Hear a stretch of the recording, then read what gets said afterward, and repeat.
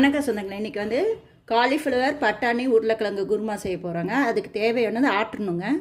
ஆட்டுறதுக்கு வந்து நான் ஒரு 10 முந்திரி கசகச ஒரு 1/2 ஸ்பூன் போட்டு ஊற வச்சு வச்சுருக்கேங்க. ஒரு அரை மணி நேரம் ஆயிடுச்சுங்க.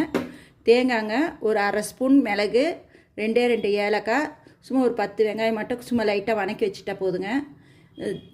பட்டை கிராம்பு 2, சோம்பு ஒரு ஸ்பூனுங்க, மிளகாய் காரத்துக்கு தேவைங்க.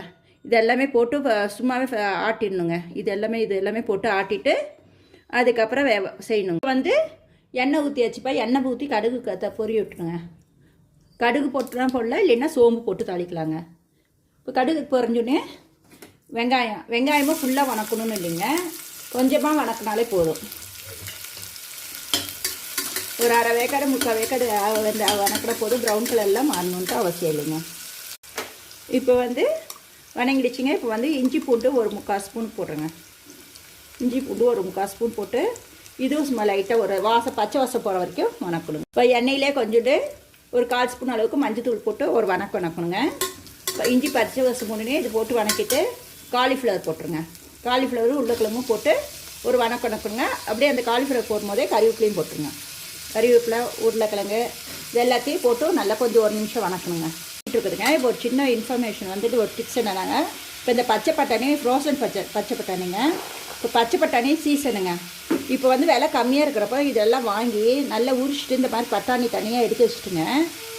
நல்லா இது பண்ணிவிட்டு நல்ல தண்ணி நல்லா தலை கொதிக்க வச்சு இது போட்டு ஒரு கொதி வரும்போது ஆஃப் பண்ணிவிட்டு உடனே எடுத்து ஒரு பச்சை தண்ணியில் ஒரு வாஷ் பண்ணிவிட்டு திரும்பி ஒரு வெள்ளை துணியில் போட்டு பரப்பி வச்சுக்கிட்டிங்கன்னா ஃப்ரோசன் பட்டாணிங்க.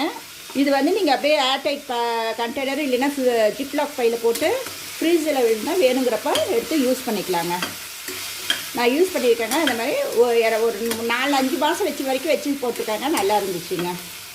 நீங்கள் அந்த மாதிரி யூஸ் பண்ணிக்கோங்க. அந்த பட்டாணியை பாருங்கள், பச்சை பட்டாணி போட்டுருங்க. இப்போ வந்து உப்பு போட்டுருணுங்க. உப்பு போட்டு கொத்தமல்லி தூள் வந்து ஒரு 3/4 ஸ்பூனுக்கு தாங்க. 3/4 ஸ்பூனு இல்லைன்னா 1/2 ஸ்பூன் போதுங்க. காய்க்கு அந்த மாதிரி போட்டுக்கோங்க. அப்புறம் தேங்காய் ஆட்டினது இருக்குங்களா, அதை ஊற்றி ஒரு சவுண்டு விட்டுருணுங்க.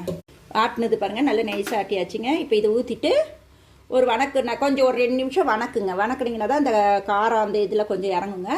அதுக்கப்புறம் இது வாஷ் பண்ணி கொஞ்சோண்டு ஒரு 1/2 டம்ளர் கொஞ்சமாக தண்ணி ஊற்றுங்க. நிறைய தண்ணி ஊற்றிடாதீங்க. இது வந்து நம்ம சாதத்துக்கு சப்பாத்திக்கு இதுக்கெல்லாம் யூஸ் பண்ணிக்கலாங்க. பாருங்கள், எல்லாம் போட்டு வணக்கியாச்சுங்க.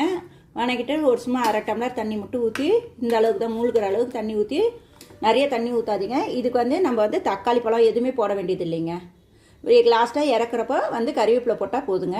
இப்போ ரெடி ஆயிடுச்சுங்க. குக்கரை போட்டு ஒரு சவுண்ட் மட்டும் விட்டால் போதுங்க. ஏன்னா பட்டாணி வந்து இந்த பச்சை பட்டாணி தாங்க, ஃப்ரோசன் பட்டாணி தான் நான் யூஸ் பண்ணியிருக்கிறேன். அதனால் ஒரு சவுண்டு போதுங்க. பாருங்கப்பா, இப்போ சவுண்டு வந்து அடங்கிடுச்சுப்பா. இப்போ வந்து பார்க்கலாங்க. நிறைய எம்மியாக நல்லா பாருங்கள், இவ்வளோ நல்லா வெந்து போயிடுச்சு. நல்ல வாசனை நல்லா செம்மையாக இருக்குங்க. இப்போ பார்த்தா சிம்பிளாக இருக்கிற மாதிரி தாங்க இருக்கும். நல்லா டேஸ்ட் நல்லாயிருக்கும். இது வந்து நம்ம இடியாப்பத்துக்கு கூட யூஸ் பண்ணிக்கலாங்க. நல்லா இருக்குங்க டேஸ்ட்டாக. இப்போ இதுக்கு வந்து கொத்தமல்லி தழை போட்டு ஆஃப் பண்ணி எடுத்து பாத்திரத்தில் மாற்றிக்கலாங்க. இந்த மாதிரி செஞ்சு பார்த்துட்டு எப்படி இருக்குது என்ன இதுன்னு சொல்லுங்கள். நன்றிங்க.